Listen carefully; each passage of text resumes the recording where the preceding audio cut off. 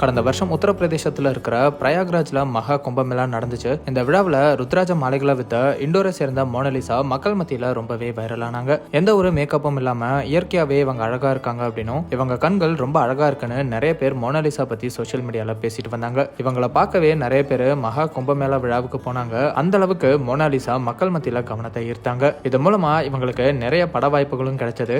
இந்த ஒரு சூழ்நிலையில மோனாலிசாக்கு நடிகர் ஃபர்மான் கான் அப்படிங்கிறவர் கூட இன்னைக்கு கேரளா திருவனந்தபுரம்ல இருக்கிற நயினார் கோவில்ல கல்யாணம் நடந்து முடிஞ்சிருக்கு. அப்ப எடுக்கப்பட்ட வீடியோஸ் தான் இப்ப சோசியல் மீடியால பயங்கரமா வைரல் ஆயிட்டு இருக்கு. மோனாலிசா திடீர்னு கேரளால திருமணம் பண்ண காரணம் மோனாலிசாவோட அப்பா அவர் சொல்ற பையனை தான் கல்யாணம் பண்ணணும்னு அழுத்தம் கொடுத்திருக்காரு. இதனால மோனாலிசா வீட்டை எதிர்த்து காதலன் ஃபர்மான் கானை இன்னைக்கு கல்யாணம் பண்ணிருக்காங்க. மேலும் மோனாலிசாவோட அப்பா கேரளா வந்து அவங்கள மறுபடியும் சொந்த ஊருக்கே அவங்க விருப்பத்தை மீறி கூட்டிட்டு போக இருக்கிறதாகவும் ஃபர்மான் கானை தான் கல்யாணம் பண்ணிக்க போறேன்னு சொல்லி பாதுகாப்பு கேட்டு மோனாலிசா கேரளா தம்மனூர் போலீஸ் ஸ்டேஷன்லயும் புகார் கொடுத்திருக்காங்க. போலீஸும் ரெண்டு பேரும் மேஜர் அப்படிங்கிறதுனால இவங்க திருமணத்தை இவங்க பெற்றோரால தடுக்க முடியாதுன்னு சொல்லியிருக்காங்க. இப்படி குடும்பத்தை எதிர்த்து மோனாலிசா இன்னைக்கு கல்யாணம் பண்ணியிருக்காங்க. இவங்களோட திருமணத்துக்கு பல அரசியல் தலைவர்களும் வந்து இதுதான் ரியல் கேரளா ஸ்டோரின்னு பேசியிருக்காங்க. தி கேரளா ஸ்டோரி அப்படிங்கிற படம் லவ் ஜிஹாத்தை அடிப்படையா வச்சு எடுக்கப்பட்ட படம். இந்த படத்துக்கு கேரள மாநிலத்துல கடும் எதிர்ப்புகள் எழுந்துச்சு. இந்த ஒரு சூழ்நிலையில மோனாலிசா முஸ்லிம் சமூகத்தை சேர்ந்த ஃபர்மான் கானை கேரளால கரம் பிடிச்சிருக்கிறது இந்த படத்துக்கு பதிலடி கொடுக்கிற விதமா இருக்குன்னு கேரளாவை சேர்ந்த அரசியல் கட்சி மற்றும் இயக்க தலைவர்கள் பெருமையா பேசிட்டு வராங்க அப்படிங்கிறதும் குறிப்பிடத்தக்கது.